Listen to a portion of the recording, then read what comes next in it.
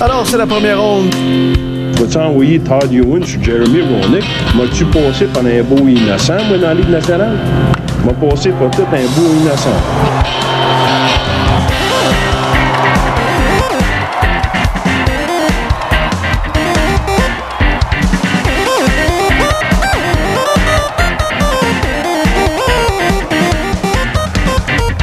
Bonsoir à vous, chers fans groupies ameutés que vous êtes. Bienvenue à ce 19e épisode d'un podcast nommé Les Chevaliers de la Première Ronde.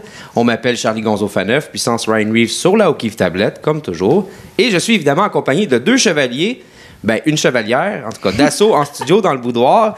Comment ça va les boys and girls? Ça va, ça va. Mais toi, comment tu vas? Ah, moi, ça va pas pire. Je me remets tranquillement de ce dimanche de Super Bowl. Assez platonique, merci. Mm-hmm. Mais oui, on a une voix... Oui, on a flushé cet événement. On a une voix féminine en studio. Camille Giroux, bonsoir. Bonsoir. Bienvenue dans le boudoir. Merci. Camille étudie en kinésiologie à l'UQAM et se spécialise dans tellement de choses que ça serait trop long les nommer. Puis elle nous a préparé une chronique cette semaine, on va y revenir plus tard. Puis t'es là en remplacement de Olivier Daigneault qui lui est en train de siroter de la sole au Mexique. Puis on est content de t'avoir parmi nous parce que mettons qu'on est gagnant au change sur le plan visuel et au niveau des odeurs corporelles. Donc on était censé avoir Olivier Baillargeon en studio pour nous parler du Super Bowl, mais finalement il n'y a pas grand-chose à dire de positif comme je le disais. Donc toi Camille, comment as-tu vécu l'expérience du Super Bowl? Je te dirais que on a parti très motivés, là, maquillage, jacket, etc. Oui. Puis avec le mois sans alcool et tout, ça a été vraiment pire que prévu. Voilà. Ben oui, c'est ça. Faut dire que Camille est dans le mois sans alcool, donc mauvais timing pour le boudoir. Sinon, c'est ça. Côté Super Bowl, écoute, les choses qui sont impossibles pour moi, c'est d'être aussi mauvais que les Rams, comme de laisser la grosse mule de Gronkowski réaliser le jeu du match avec son attrapé devant 3 défendeurs. Puis là, je me dis, tu sais, le gars, il a besoin d'une canne pour certains soirs pour marcher à la maison, mais là, il a réussi à battre de vitesse 3 défendeurs. Là, pour moi, c'est comme un non-sens. Oui. Puis il y a même Maroon 5 qui a essayé d'être plus mauvais encore que les Rams. Il a même pas réussi. Fait que, au moins, il s'est montré les titres. Fait que là-dessus, on a été assez gagnants. Merci. Et j'ai également Charles Bussière de la Hamel, dis-je mal, premier bruiteur officiel du podcast, mais aussi capable de parler. C'est un must. Oh yeah! Oui. Alors, as-tu amené mon bruit de... Parce que j'essaie toujours de te surprendre à chaque semaine avec un bruit spécial de 2 fans finis des Patriots qui se croisent au spa puis qui se font une salutation style ligne de mêlée en serviette. Allez, on court pour un bon ciseau. Et nous avons également Olivier Daigneault en ligne, en direct du Mexique. Toujours là, mon boy? Hola! Hola, comment est-ce que ça va bien la température là-bas? Oui, bien. C'est dégueulasse. 28 degrés, j'ai chaud, Charlie. Ah, c'est pas drôle pour l'entreclouche. Ah, tout à fait, t'as tout compris. Et oui. Et tu bois quoi là-bas, dis-moi? Margaritas. OK, mais ça, c'est pour le déjeuner, mais le soir? Non? OK. Je prends ce qui passe. Ben oui, c'est ça. OK. Donc, c'est ça.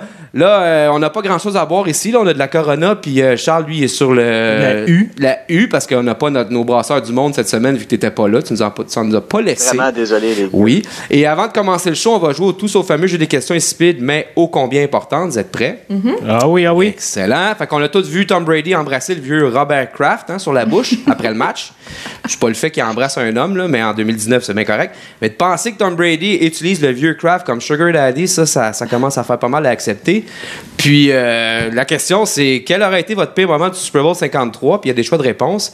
Il y avait le fait qu'à la mi-temps, le pointage indiquait un vulgaire Rams 0, Pats 3 et Maroon 5. On avait aussi le manteau en fourrure de Big Boy. Ouais. Écoute, il faisait froid à Atlanta. J'ai vu un rapper danser dans du feu. J'ai vu le manteau de fourrure. Péta est en tabarnak à part de ça. Puis Maroon 5 qui s'est mis en chess. Fait que show me the nipples. Janet Jackson, je me souviens. Il y avait aussi l'apparition de Roger Goodell et Jeff Bezos, le CEO d'Amazon, ensemble en train de chiller et de se demander on exploite qui la semaine prochaine. Il y avait aussi Tom Brady qui remporte un Super Bowl. Là, fait que ça, Cher, tu sais, la fameuse Cher, l'actrice, elle a bien résumé la situation comment les haters se sentaient. Elle a dit, et je cite en cap lock, « That sucked ». Ça, on pourrait faire une traduction libre de ça a sucé. Là, ben, pour le reste, demande à tes parents là, Short pour and la sweet. signification. Oui. Et c'est ça. Puis, donc, toi, ça irait avec quoi, Camille, ton pire moment du Super Bowl? Ben, je te dirais que le moment où Big Boy, que personne savait c'était qui, est arrivé, ça a été un peu traumatisant. Mais sinon, je te dirais toutes les fois où Goff lançait le ballon. C'est comme, je sais pas, j'avais comme l'impression de checker une game de c'est quoi, les Pee-Wee, genre? Ouais, quelque chose de même un peu. Ouais, c'était un peu, on aurait dit que On c'était parlait joué de à ça, Raz là. d'être le plus mauvais possible. Exact. Moi, je prenais une gorgée de gin à chaque fois qu'il faisait un mauvais jeu. Puis, Fait que t'as fini chaud bas. pas mal sous, ouais. T'as passé à la bouteille. Exactement. Toi, du côté de Charles, ça nous donne quoi? Ben, le Super Bowl. En général, là, le complet. C'est ça. Ça a fait de patate. C'est ça. Oui. Et du côté d'Olivier, si tu as eu le temps de le regarder. Oui, le plus décevant, ben, certainement sur écran géant ici. Oh! Le plus décevant, ça a été le spectacle à mi-temps de Maroon 5. Ouais. On enlève son chandail puis on garde ses pantalons. C'est quoi l'idée? Exact. Ça, c'est pas la bonne école du tout. Ça, on appelle ça une agace. Ça, c'est vrai. Les matantes, t'es pas contente. Beaucoup de gens étaient très offusqués, d'ailleurs, pour ça. Moi non plus. Tu fais bien de le souligner, oui. Et il y avait l'autre question aussi, c'est pendant le Super Bowl, la vie a continué de tourner, évidemment. Puis on a appris beaucoup de choses incroyables dans le sac de chips. Et donc, qu'est-ce qui vous a le plus surpris cette semaine dans l'actualité? Il y avait que Max Domi avait un chien renifleur de diabète.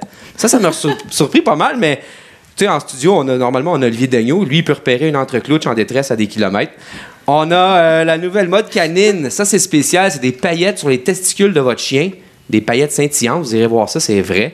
On a la radiographie de Andy Murray, l'as du tennis, qui a dévoilé une radiographie de son pénis. Ben oui, mal lui en pris. Et il y a aussi la fille qui s'est masturbée dans une auto de police. Je sais pas si c'était écrit dans son horoscope sexuel ou elle avait juste pogné un biscuit de fortune chinois qui disait « Aujourd'hui, vous vivrez des émotions de toutes sortes. » Toi, Camille, dans l'actualité, qu'est-ce qui t'a choqué ou surpris? Ben, premièrement, tous les choix. Oui, c'était très choquant. C'est vraiment, c'est intéressant. Je te dirais que le chien de Max Domi, tu sais, j'ai été à Tout le monde en parle jeudi dernier et j'ai toujours pas compris. Fait que ça m'a vraiment impressionné, ouais. C'est fou, hein, comment il peut avoir le sixième sens qui embarque pour réussir à... C'est le prochain Toby, là. Ah oui, c'est sûr, il va jouer dans le prochain Toby 6, pétanque full contact chez les vieux d'Honoré Mercier. Du côté de Charles? Ben, moi, j'ai appris à propos de la malédiction de Bobby Lane, en fait, qui était un quart arrière pour les Lions de Détroit qui a été échangé aux Steelers en 1958 et il avait dit « Les Lions ne gagneront jamais un championnat dans les 50 prochaines années. » Eh bien, saviez-vous que 50 ans plus tard, à la fin de sa malédiction, les Lions ont une saison de 0-16. Ah oui, c'est incroyable. J'ai appris ça cette semaine. C'est la malédiction de Bobby Lane. Je pense qu'il n'y a rien de pire. Et du côté d'Olivier?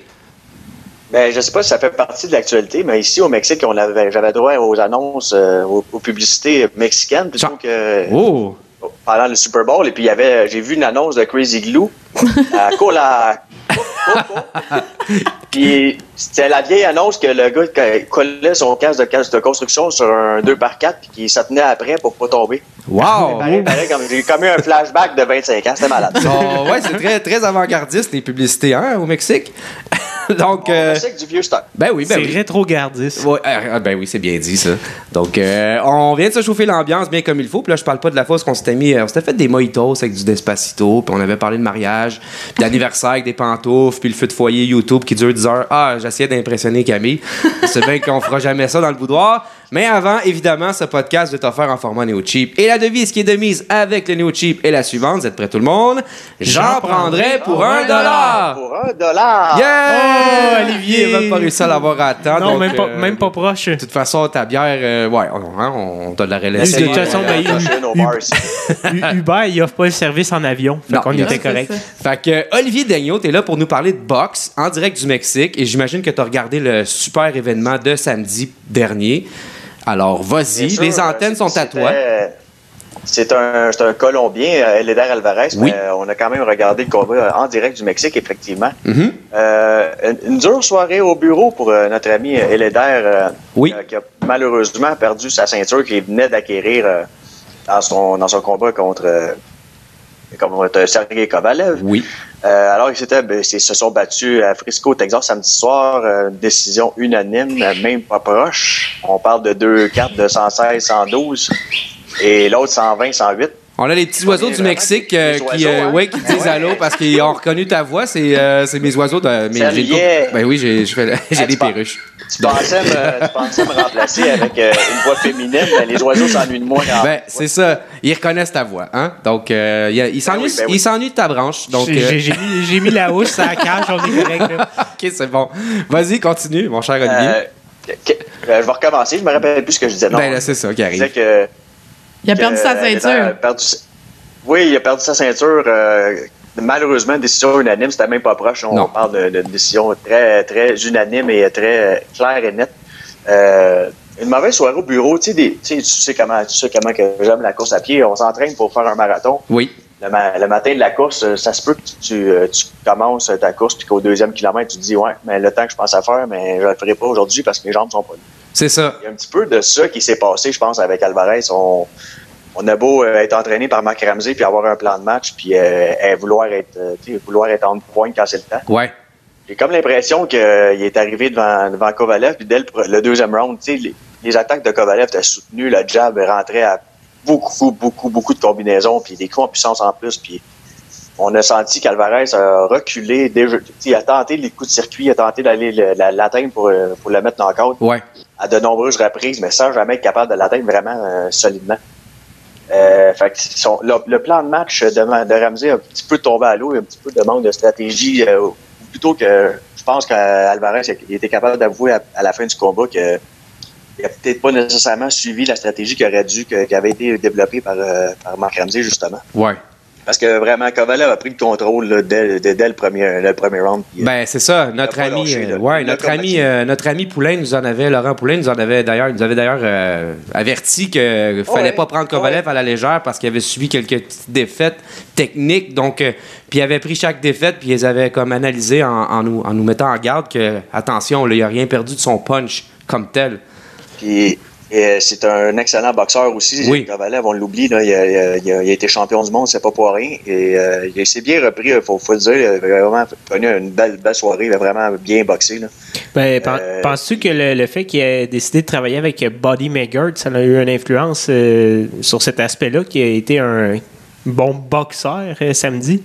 Oui. Effectivement, par rapport à la stratégie, le fait de changer d'entraîneur, écoute, ça change. On le voit souvent au tennis, on le voit dans les sports, même au hockey, là, avec une équipe qui va nulle part, un nouvel entraîneur arrive, ça procure un changement, c'est un vent de fraîcheur. Ouais. Ça a peut-être effectivement influencé Kovalev dans le bon sens, puis positivement.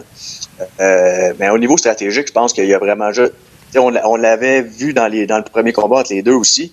Les rounds, les cartes de pointage des juges étaient en faveur de Kovalev avant le fameux coup de poing au 7e. Il y a eu un knockout de la part d'Alvarez, sauf que le début du combat était en faveur de Kovalev définitivement lors du premier combat aussi. Puis là, il y a eu une carte de 120-108, c'est peut-être un petit peu exagéré. Ouais. Mais Alvarez n'a pas gagné beaucoup des 12 rounds. Là. Il n'en a pas gagné beaucoup. Non, ça c'est catégorique.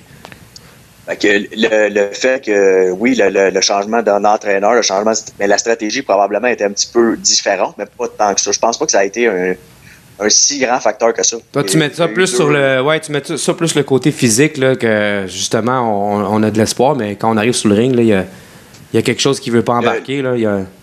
Il y a peut-être le niveau d'énergie de Kovalev qui n'a pas semblé descendre autant que lors du premier combat. Il y a peut-être eu ça que le nouvel entraîneur Maggart a peut-être ramené là-dedans. Là, mais il y a des préparateurs physiques qui jouent là-dedans, qui rentrent en ligne de compte aussi. Encore une fois, ça nous amène à... Là, on a eu un combat d'un côté, un combat de l'autre. Qu'est-ce qui arrive dans ce temps-là? Ouais. Un troisième, probablement. Part 3, ça s'en vient, hein? Fait que... Puis là, on en parle, puis c'était signé, c'était inclus dans la clause du contrat. Alors, oui. Puis là, on parle pas de Frisco à Dallas ou de Atlantic City. Là, on parlerait vraiment de soit de Québec, soit de Montréal, mais vraiment amener boxer au Canada. Ça serait intéressant. Alors, on pourrait peut-être aller faire un tour. Oui, on pourrait. Si les gens de Jim nous écoutent, hein, peut-être qu'ils pourraient nous accréditer puis nous faire aller voir le combat. On sait jamais. Arrête donc, on va enfin avoir quelque chose de gratuit. Je sais pas. Ça peut arriver. On en parle. On sait jamais. On en parle. Ouais, écoute, la notoriété.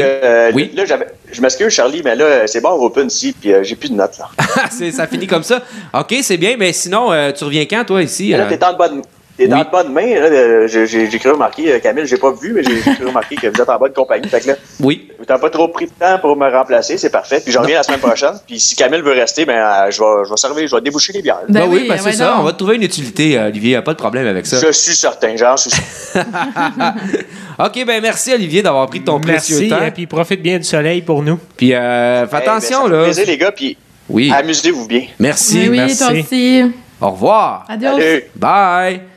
Bon, ben c'était Olivier Daigneault en direct du Mexique avec la qualité Messenger. On était quand même assez bien servis. Il n'y avait pas la même voix aussi suave que d'habitude. Non, mais... non. Je pense que c'était avec le micro. Ouais, le micro, j'ai rajouté un peu de temps. OK, ben là, c'est le temps qu'on ouvre la deuxième bière, normalement. Fait que là, on va peut-être être synchro. Presque. Pas pire. Et on va maintenant passer à cette fameuse chronique de Camille Giroux qui va venir nous parler de diabète dans le sport. On va parler des véganes aussi pendant que Charles verse sa bière dans un verre. Alors, vas-y, les ondes sont à toi. Merci beaucoup. Alors, la chronique diabète, tout le monde.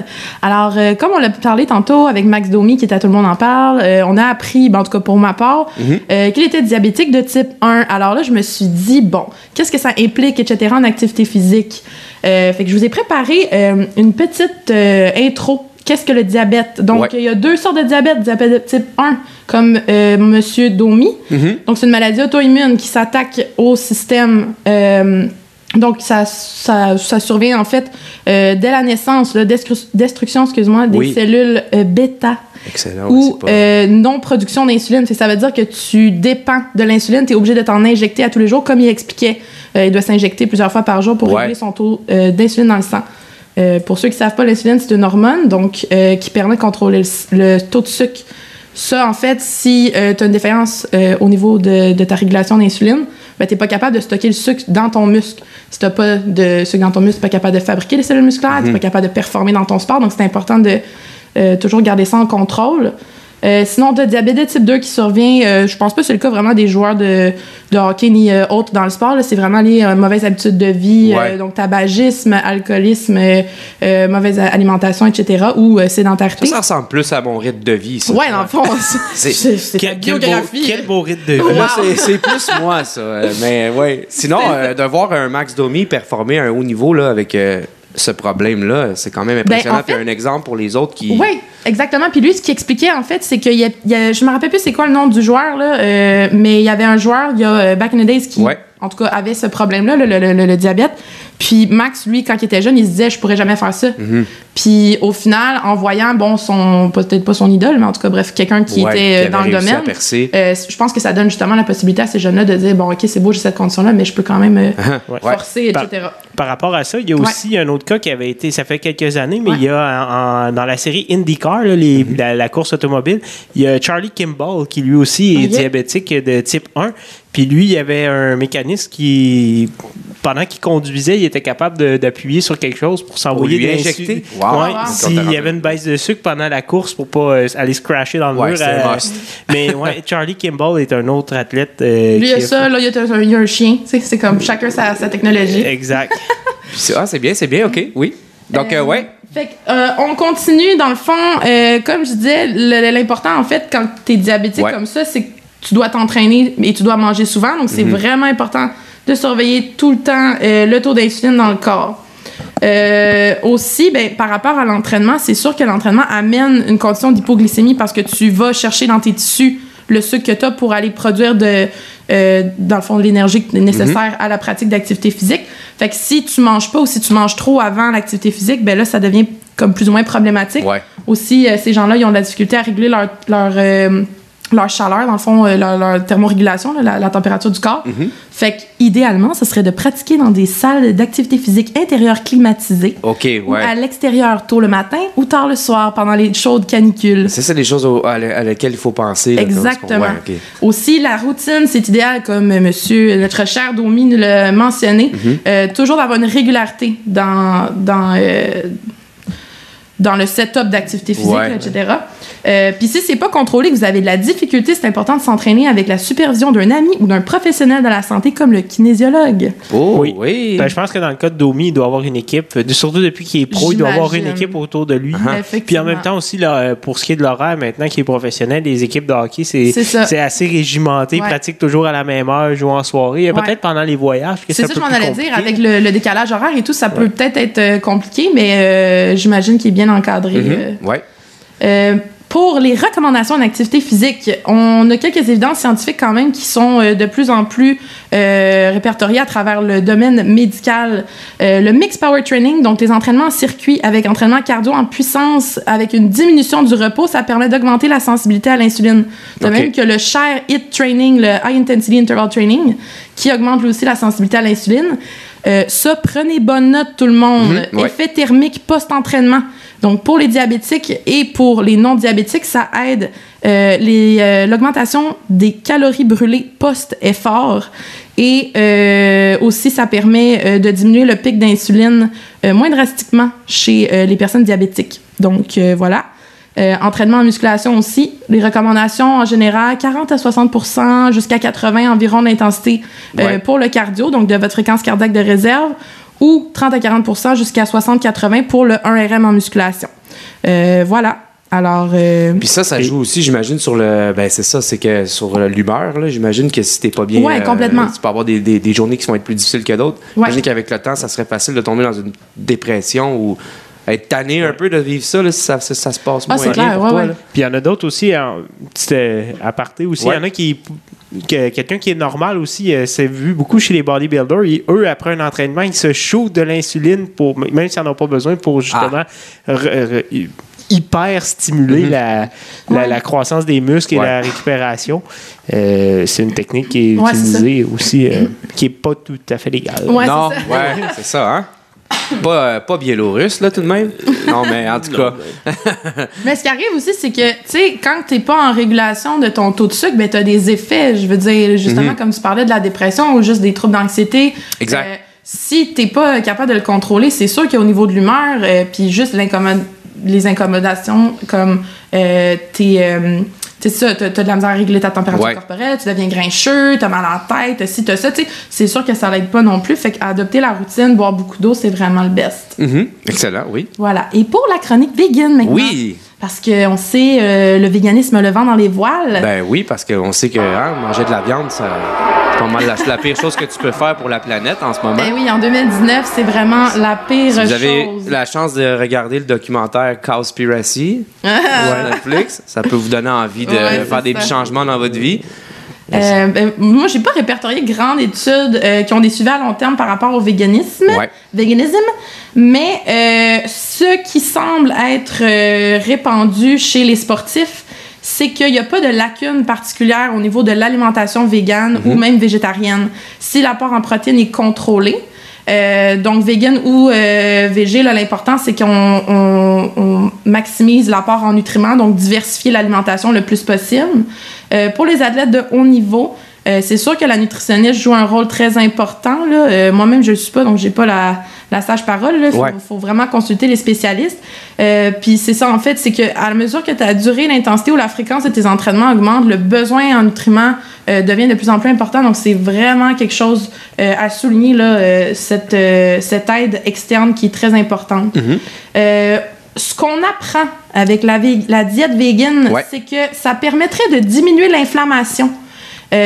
Si, par contre, disons, à l'opposé, là, vous êtes un grand fervent de viande et vous consommez énormément de protéines, ça peut être dangereux. On parle de cancer, puis là, tout le monde est comme « cancer ». Ben oui, en fait, l'apport en protéines trop important peut favoriser l'inflammation, justement. Puis là, je vous épargne la signalétique intracellulaire. Oui, mais c'est gentil. Pas besoin d'aller aussi loin. Là. Si tu peux l'épeler, on va en parler. Non, mais bref, l'inflammation peut causer... c'est ça, là, dans le fond, la création de cancer à l'intérieur du corps.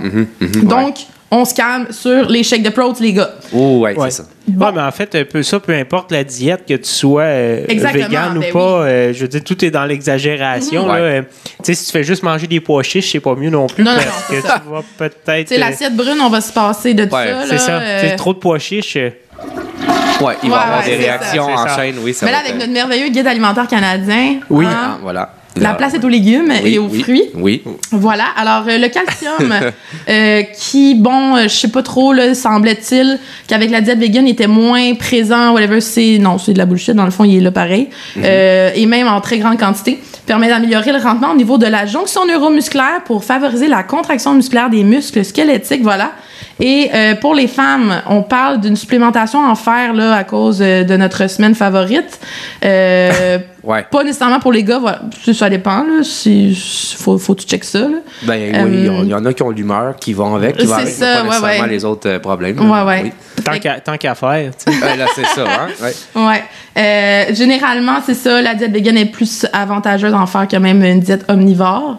Puis là, je le savais pas, mais apparemment, Monsieur Tom Brady serait vegan. Et là, ça part. Là. Dans la NFL, il y aurait une lancée. J'ai appris que les Tennessee Titans, il y avait 11 joueurs qui étaient vegan à ce jour, quand même.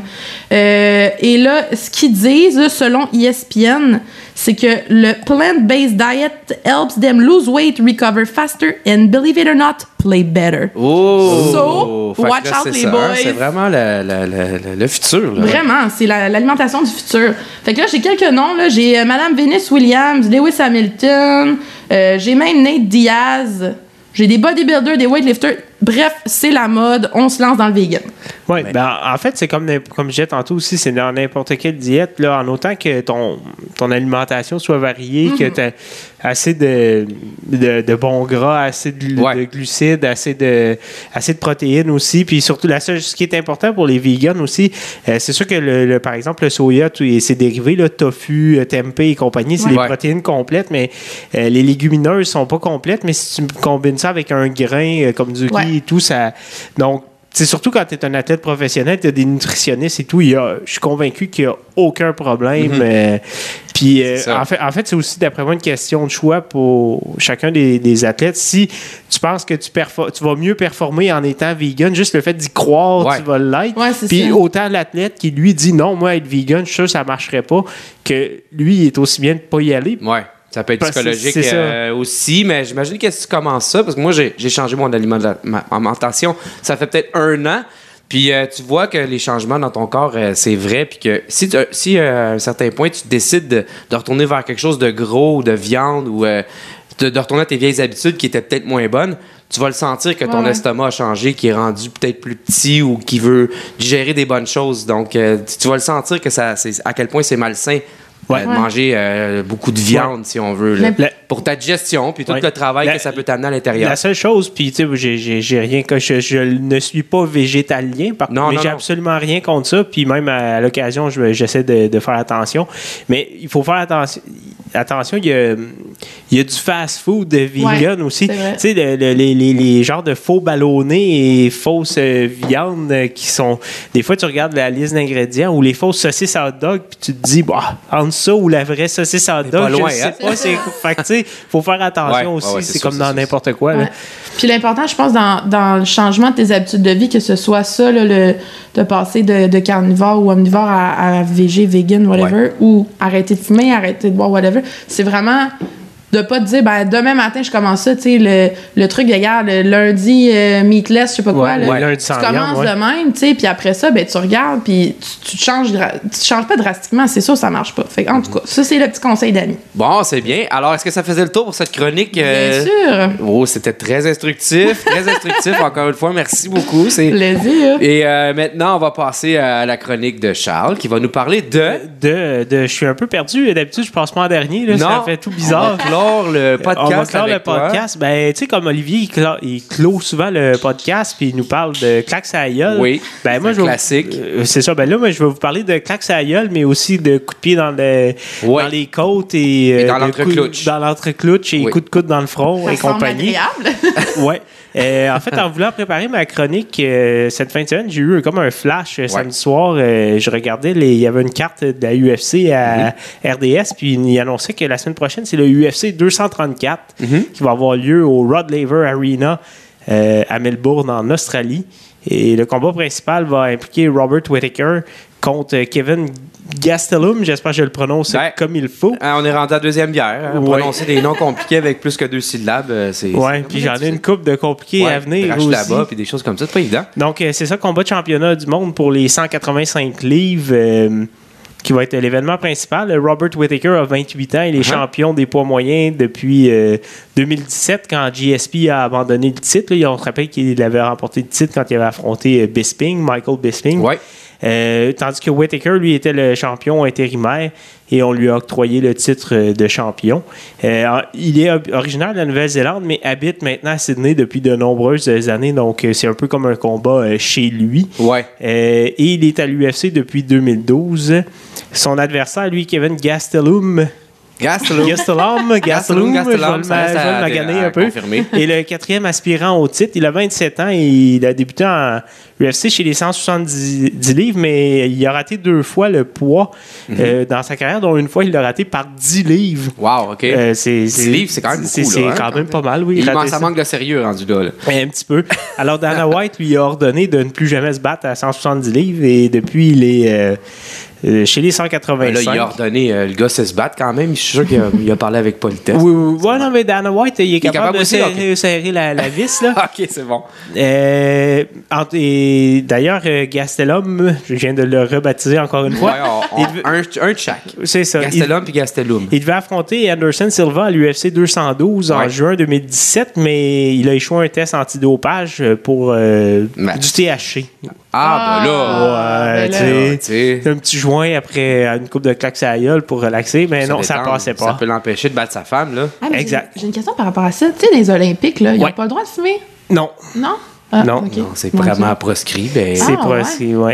Il n'y a pas ça, là. Il me semble, ils disent tout ça, ils fument tout plein de joints, là, mais ça, non? En fait, c'est que le THC, ça reste pas dans le sang super longtemps. Ouais. Fait que, tu sais, si tu sais que les Olympiques sont à telle date, ben, tu t'arrêtes 6 mois avant, puis tu devrais pas avoir de problème. Okay, mais lui, ici, c'était peut-être. Tu prétextes que tu étais dans un party. Ouais, un peu comme Michael. Dans le party. Tu un peu comme Michael Phelps avait déjà dit, entre autres. Ou Bill Clinton qui avait dit qu'il n'avait pas inhalé de pot, lui. Ouais, il avait fumé, mais pas inhalé. C'est Justin Trudeau qui a dit ça aussi. Ah, lui aussi? Oui. Wow. Oui, donc, quelques mois plus tard, il devait y avoir la prise 2 du combat contre Anderson Silva en novembre, mais cette fois-ci, c'est le Brésilien qui a été pris pour dopage. Lui, par contre, c'était plus stéréeux, c'était des stéroïdes. Ça, c'était du vrai dopage. Et c'est Michael Bisping que je parlais tantôt qui a pris la relève de Silva, mais le pire là-dedans, c'est que Bisping venait de perdre 3 semaines avant contre GSP.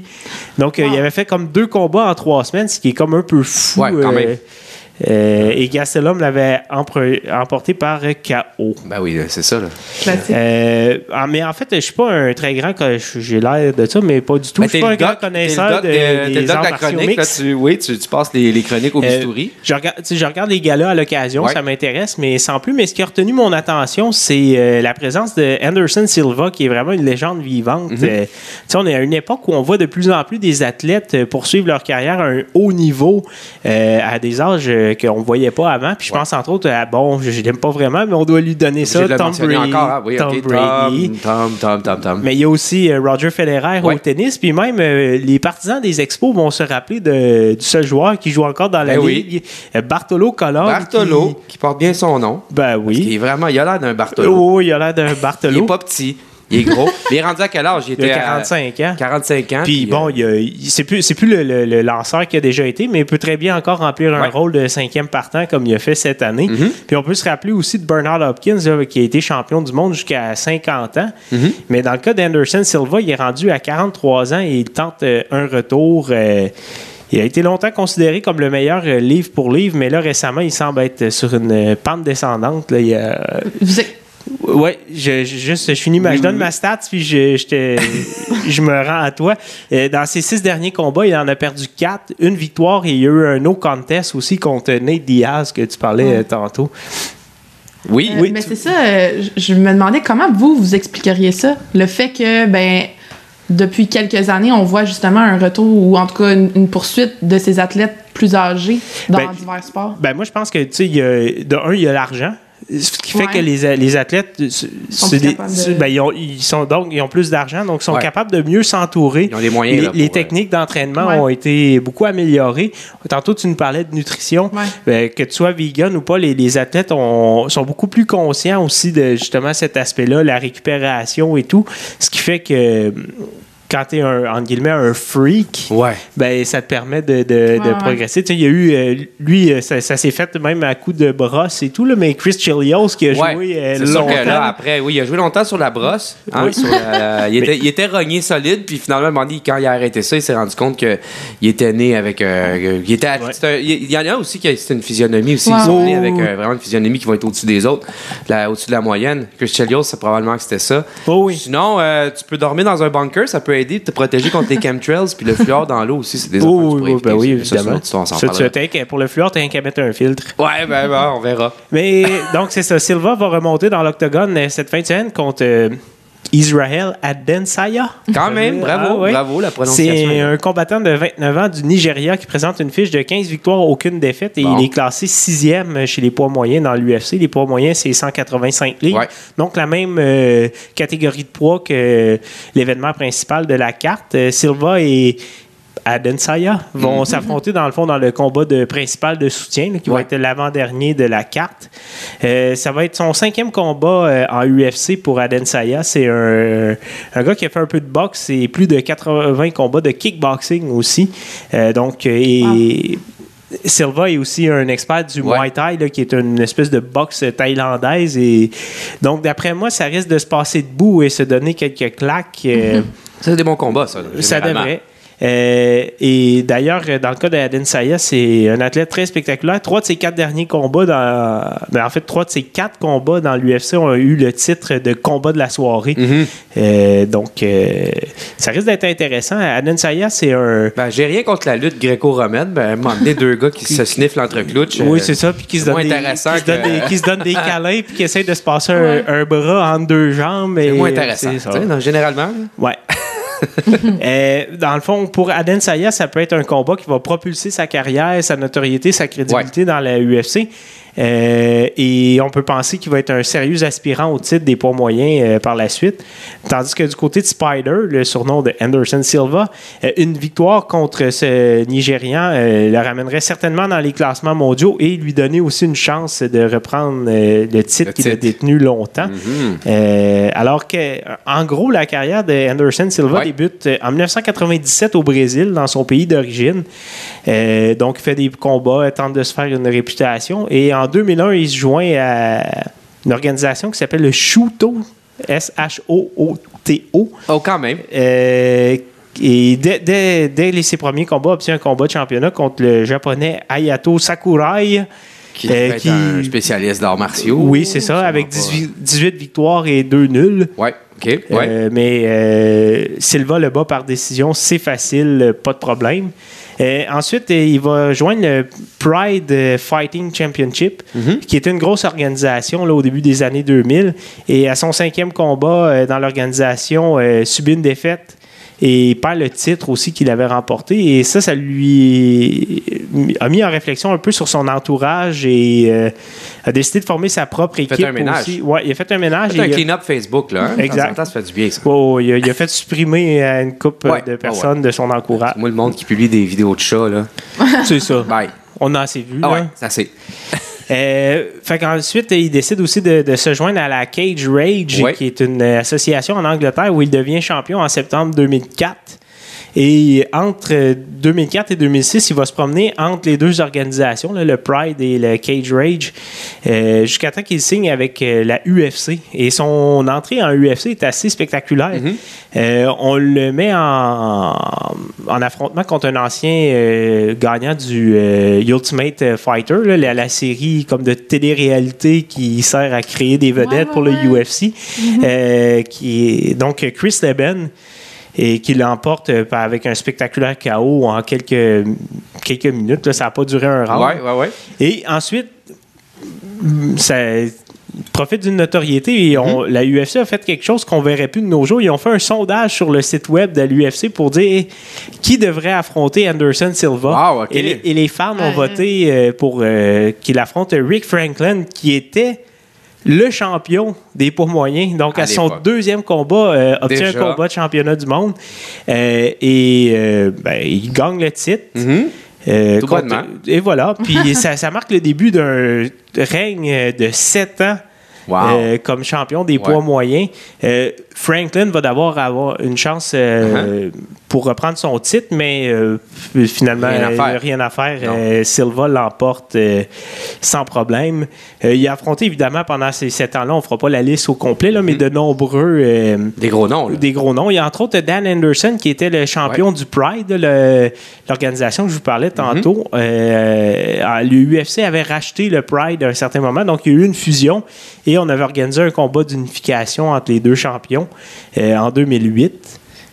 Aussi en 2008, certains vont se rappeler que Patrick Côté, qui est maintenant l'analyste des combats de l'UFC RDS et aussi sur les télés à la carte, avait affronté Anderson Silva il faisait super belle figure pendant les 3 premiers rounds. Il a dû abandonner à cause d'une blessure au genou. Donc, je me rappelais pas, mais quand j'ai lu, là, j'ai fait je me souviens de ça, mais je pense que pour Patrick Côté, ça a été un des hauts faits d'armes de sa carrière aussi d'affronter. De réussir à rester debout 3 rounds devant il avait pas l'air fou. Je pense que si ça se rendait en décision, il était dans le coup vraiment. Et c'est finalement Chris Weidman qui a eu l'honneur de mettre un terme au règne de 2457 jours de Anderson Silva comme champion. L'UFC 162 en juillet 2013, il lui a passé le KO au 2e round. Donc Anderson Silva en UFC, à ce moment-là, ça a été 10 défenses consécutives réussies et 16 victoires consécutives parce qu'il est allé au travers de ces 7 ans-là, il y a eu des adversaires qui n'ont pas fait le poids. Donc, le combat a eu lieu pareil, mais ne comptait plus pour le titre. Et il est aussi allé faire un tour chez les 205 livres, là, qui étaient les poids Milo, monté d'une catégorie de poids. Et à ce moment-là, quelques mois plus tard, en juillet, c'est là qu'il a perdu son titre. En décembre, il obtient sa chance pour la revanche contre Weidman. Et c'est à ce moment-là qu'il y a eu cette fameuse blessure au tibia là, que certains se rappelleront qui ressemblait un peu à ce que Moïse Alou avait eu. Carrément viré à l'envers à partir du tibia. Oui, il a voulu donner un coup de pied que Weidman a bloqué et ça c'était pas tellement chic. Ça, c'était pas, c'était pas très beau. À revoir, là, si vous n'avez jamais vu cette séquence. Silva, Weidman, vous pouvez aller mettre ça sur YouTube. C'était pas chic. Le tibia a l'air d'être du papier. Là, pendant la cheville est à 90 degrés. Là. C'est incroyable. Pas chic. Là. Non, pas du tout.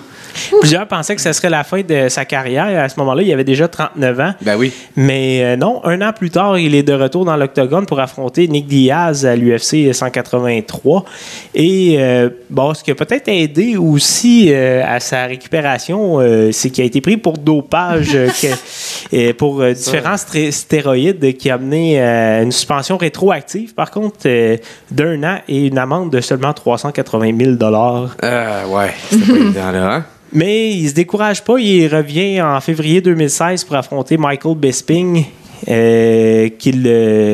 il s'avoue vaincu contre Bisping par décision unanime et accepte 6 mois plus tard aussi d'affronter à pied levé Daniel Cormier, le champion là, des 205 livres et qui, encore une fois, il a perdu par décision. Il est revenu sur le chemin de la victoire en février 2017 en battant Derek Bronson à l'UFC 208. Il ne s'est pas battu depuis parce qu'il est encore aux prises avec des démêlés par rapport à l'utilisation de stéroïdes. Ben là, il est rentré dans le cercle vicieux. Hein? Oui, mais bizarrement, ou peut-être qu'il avait raison parce qu'il a toujours dit que non, c'est des suppléments, on m'avait mal informé, blablabla. Mais en juillet 2018, donc il y a environ 6 mois, il a été exonéré. OK. Et il pouvait donc reprendre l'action en novembre. Mais c'est ce qui nous amène à cette fin de semaine-ci. Ben là, c'est ça s'en vient. Là. C'est samedi qui s'en vient. C'est samedi qui s'en vient, oui, exactement. De Silva contre... parce que je veux que tu prononces. Là, c'est Aden Saya. Aden Saya, oui. Donc, c'est ça. C'est, comme je disais tantôt, une victoire, 4 défaites et un no contest à ses 6 derniers combats. Est-ce que c'est la chance du signe pour ce grand champion? Ça reste à voir. Ça pourrait le repropulser aussi avec une victoire. Et l'autre point aussi que je voulais souligner, j'en ai pas parlé avant, mais que plusieurs fans du UFC jugent comme un point négatif. C'est que sa prostate est de moins en moins... non, ça n'a pas rapport avec la prostate? Non, moi, c'est mon médecin qui m'en parlait. Peut-être, faudrait voir, faudrait investiguer. J'ai Google. Oui, on checkera ça. Non, c'est que pendant une certaine période aussi, dans le fond, le moment où Silva était très dominant, c'était la période aussi où est-ce que GSP était à son sommet. GSP était chez les 170 livres, Silva chez les 185 livres, et on a souvent parlé d'un affrontement entre les deux. Qui étaient les plus grands de leur génération et deux qui étaient considérés comme les meilleurs livre pour livre. Ouais. Mais finalement, ce n'est jamais arrivé. À moins qu'on nous fasse un Mayweather-Pacquiao qui va arriver beaucoup trop tard parce que GSP parle de peut-être revenir. Mais je pense que là, ça a perdu tout son intérêt aussi. S'ils se battent dans le sol d'église Saint-Barnabé dans Hochelaga, la Ligue des Vieux Poils, ça n'aura pas le même cachet. Hein? Non, c'est ça. Mais quoi que je pense qu'il y aurait peut-être 63 ans. Je pense qu'il y aurait quand même peut-être un petit peu plus de monde que ça pour GSP. Regarde, si Ric Flair est capable de revenir sur le ring à 86 ans, c'est ça. Hein, j'imagine qu'il y a un combattant de la UFC. Oui. Bref, c'est ça. Il va y avoir une page d'histoire qui va se tourner ce week-end, c'est sûr. C'est soit Silva va s'en aller à la retraite ou soit qu'il pourrait avoir une chance au titre. Ça reste à voir. À suivre, comme on dit. Voilà. Est-ce qu'on a terminé les notes? Oui, je suis pas mal au bout de mes notes. Là. La seule chose que j'avais dans mes notes qui disaient, mais je suis pas sûr que c'est si important, j'avais marqué qu'il avait débuté l'entraînement en Jiu-Jitsu dès son enfance et qu'il avait été initié au Muay Thai et au Taekwondo à l'adolescence. Quand même. Voilà. J'avais oublié de le dire. C'est bien. C'était là. C'est là, ils sont dans les notes, tu les avais mis à la fin. Oui, c'est ça. OK. C'était dans les remarques. Donc, ça va se passer samedi. On va regarder ça avec attention. Voilà. Donc, merci à toi pour cette chronique, Charles. C'était très instructif. Oui, merci. Ce qui marque la fin de cet autre merveilleux podcast et qui dit fin de podcast dit... Thème musical de fin. Thème musical. Oui, alors c'est ça, c'est la fin de cet autre épisode des Chevaliers de la première ronde. Donc, merci d'encourager le podcast en partageant massivement. Allez également liker la page de la première ronde sur le champ. Allez-y maintenant. Allez-y. Merci, allez-y. c'est fait. On l'a entendu. Je viens de l'avoir monté. Il y en a 3-4 qui sont allés. Merci pour la nouvelle phrase 24 heures sur 24, including et tout, un code d'éthique qui n'est pas à négliger. Écoutez le podcast, placez vos neurones à off et oubliez vos problèmes de la vie. Oubliez que Céline Dion est en train de l'échapper, hein? Autant que Guylaine Gagnon. Parce que pour vrai, là, si vous n'avez pas vu la vidéo à Infoman, googlez ça, c'est Céline et Lola. Moi te dire, j'ai vu du monde au Nacho Libre à 3h du matin, là, pas mal moins grindé que ça. Ça fait peur, la Céline. Ouais, elle est en train de l'échapper. Elle est pas bien du tout. Oubliez que Jean-Claude Van Damme est homophobe. Check mon Jean-Claude. Eux autres aussi ont le droit de se raser les jambes à cire chaude, s'appliquer de l'autobronzant, à l'huile de coconut, entre-clouches, faire le grand écart n'importe où avec le bikini style Borat sur le dos. Ils ont le droit. Laisse-les faire. Tu sais qu'ils te volent ta marque de commerce. Tu parles-tu des lutteurs de gréco-romaine? Oui, ça aussi. Okay. Parce que Jean-Claude Van Damme, ces temps-ci, là, il est en croisade. Oubliez aussi que sur les 2h54 que dure en moyenne un match de football de la NFL, qu'il y a seulement que 11 minutes d'action, de jeu véritable. Donc, c'est pas beaucoup. Quoique c'est 11 minutes, c'est aussi le temps de lucidité d'Éric Lapointe dans une semaine. Donc, c'est relatif. Alors, merci à vous et merci à mon fidèle co-animateur, Charles Bumel-Assière. Tout le plaisir était pour toi. Ben oui, tout à fait, comme à chaque semaine. Merci à Olivier Daigneault qui a pris le temps de nous parler en direct du Mexique. Et merci à Camille qui était là avec sa voix chaude. Ben oui, merci. Merci, j'étais très bien entourée. Très bien entourée. C'était très, très, très plaisant de t'avoir ici. Merci à nos 94 auditeurs. On n'a pas stocké de monde cette semaine, mais on va en stocker en double la semaine prochaine. C'est ça, vous perdez rien pour watch out. Parce que normalement, c'est Olivier, notre professionnel de stalking, puis il n'était pas là pour le faire. Vous avez eu un mulligan cette semaine. Exactement. Donc, merci également à Ryan Reeves et Brittany Larson, qui sont des grands fans de ce podcast. Hi, Brittany. How are you? Everything's good, I hope. Et toi, Camille, tu conseillerais d'écouter ce podcast avec quel genre de breuvage ou substance? Moi, je peux pas boire, mais je vous suggère fortement un drink, au moins avec un petit parasol puis une petite cerise dans le marasquin. Why not? Ça, c'est très bon. Sinon, vous le savez, on conseille d'écouter le podcast avec une bonne tisane au crack! Merci! Au revoir. Pump that shit up!